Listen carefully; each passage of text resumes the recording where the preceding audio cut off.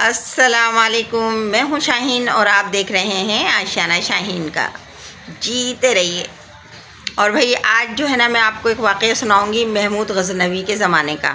महमूद गज़नवी का दौर था तो एक शख्स आया महमूद गज़नवी के पास, बहुत परेशान था। कहने लगा कि भाई मैं सफ़र पे जा रहा था, सफ़र बहुत लंबा था, तो मैंने सोचा कि भाई क्यों ना मेरे पास एक हीरो से भरी हुई थैली है, मैं काजी साहब के पास रखा जाऊं। रास्ता बहुत लंबा है, ऐसा ना हो रास्ते में लुट जाऊं। तो मैं अपनी हीरो से भरी थैली जो है ना, वो काजी साहब के पास रखवा कर चला गया। कुछ अरसे बाद में वापस आया तो थैली में हीरो के बजाय ना खोटे सिक्के भरे हुए।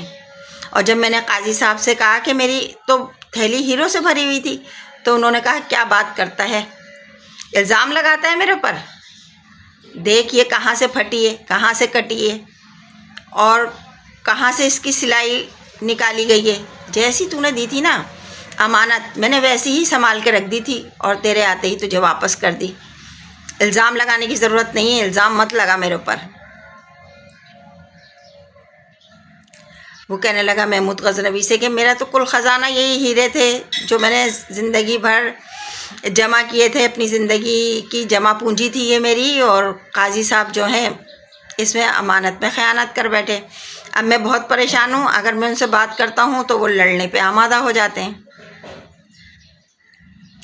महमूद गज़नवी ने कहा तू चला जा और जो है ना जब मैं बुलाऊँ जब आना, और ये थैली भी मुझे दे दे। उस शख्स ने थैली महमूद गज़नवी के हवाले की और वो चला गया। उसे पता था कि महमूद गज़नवी जो है वो इंसाफ़ करने वालों में से हैं और बहुत अच्छा इंसाफ़ करेंगे। महमूद गज़नवी ने क्या किया कि छुरी मंगाई और जिस गद्दे पे बैठे थे ना, उस गद्दे को उस छुरी के ज़रिए जो है फाड़ दिया अकेले में। अब किसी को भी नहीं पता कि महमूद गज़नवी ने क्या किया। और फिर उस गद्दे पे इस तरह चादर डाली कि पता ही नहीं लग रहा था कि वो गद्दा फटा हुआ है। अपने मुलाजमों को बुलाया और कहा कि भाई मैं 3-4 दिन के लिए जा रहा हूँ और 3-4 दिन बाद वापस आ जाऊँगा। ये कह के महमूद गज़नवी चले गए। अब जब सफाई करने वाला आया ना और उसने सफाई की, चादर झाड़ी, चादर देखी तो देखा कि गद्दा फटा हुआ है। बड़ा परेशान हुआ, कहने लगा कि जब वो आएंगे तो हमारी तो शामत आ जाएगी, क्योंकि जो है ये गद्दा कैसे फटा समझ में नहीं आ रहा। उसने ना कुछ मुलाजमों को जमा किया जो महमूद गज़नवी के ख़ास मुलाजिम थे और बताया कि भाई मैंने कुछ नहीं किया, मैं आया तो ये गद्दा फटा हुआ था। अब सब सर जोड़ के बैठ गए, करें तो क्या करें, वो आएंगे तो फिर तो किसी की खैर नहीं है। उनमें से एक शख्स था, कहने लगा मैं एक ऐसे रफूगर को जानता हूँ जो ये गद्दा ऐसे रफू करेगा कि पता ही नहीं लगेगा। सब ने कहा चलो सही है, हम उसके पास जाते हैं, उसको बुला कर लाते हैं और उससे कहते हैं कि भाई ये गद्दा ऐसे रफू करो कि पता ना लगे कि ये कभी फटा भी था।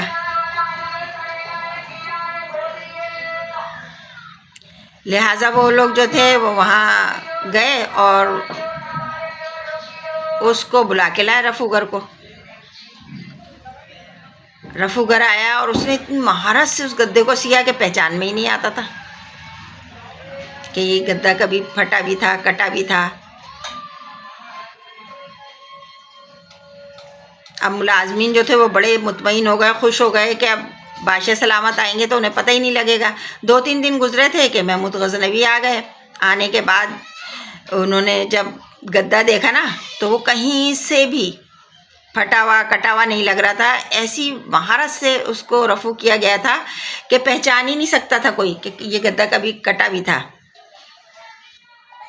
तो महमूद गज़नवी ने अपने ख़ास मुलाजिम को बुलाया और कहा कि भाई ये गद्दा फटा हुआ था, ये सिया कैसे। उसने कहा नहीं हुजूर, गद्दा तो फटा ही नहीं था, सलामत था, हमने तो कुछ नहीं किया। तो महमूद गज़नवी ने कहा कि बात जो है उसको सच बताओ कि ये फटा हुआ गद्दा था और ये इतनी महारत से सिया गया। कहा कि हाँ हुजूर, ये गद्दा हमें नहीं पता कि कैसे फटा। हम परेशान हो गए आपके जाने के बाद और एक हमने रफूगर को बुलाया जो यहाँ का बहुत मशहूर रफू घर है। और उसने आने के बाद जो है ना इसको रफू कर दिया।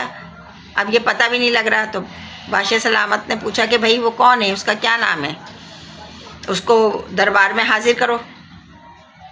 उसको बुलाया गया तो महमूद गजनवी लेके उसको अकेले कमरे में गए और कहा कि भाई ये तुमने इतनी महारत से गद्दा सिया है, बहुत अच्छा सिया है तुमने, ये कैसे सी लिया, कैसे रफू किया कि पता ही नहीं लगता कि ये कभी फटा भी था।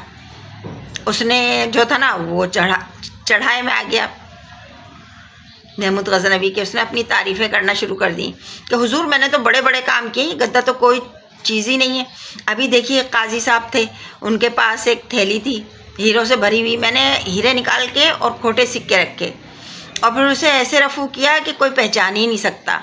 और इसके अलावा उसने और बहुत सारी बातें बता दी। महमूद गजनवी ने उसको इनाम दिया और वापस कर दिया। फिर अकेले में काजी साहब को बुलाया और कहा कि भाई ये थैली को पहचानते हो? काजी ने कहा हाँ हाँ पहचानता हूँ, ये फला शख्स की थैली है। कहा कि हाँ इसमें हीरे थे, अब खोटे सिक्के हैं और वो तुम्हारे पास रखा के गया था। अब काजी ने जो ना अदाकारी शुरू कर दी गुस्से की।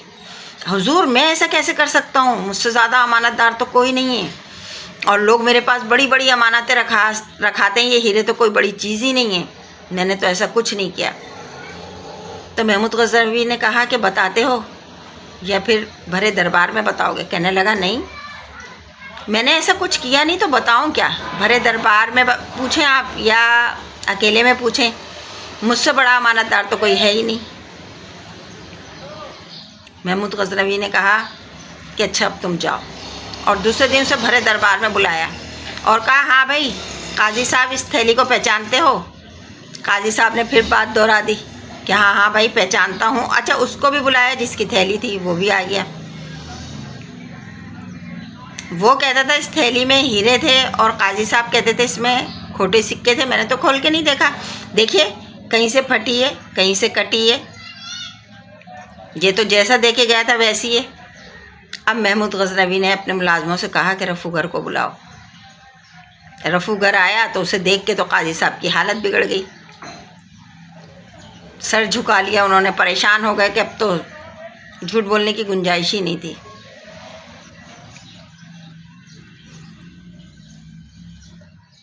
तो अमानत में कभी ख़यानत ना करें,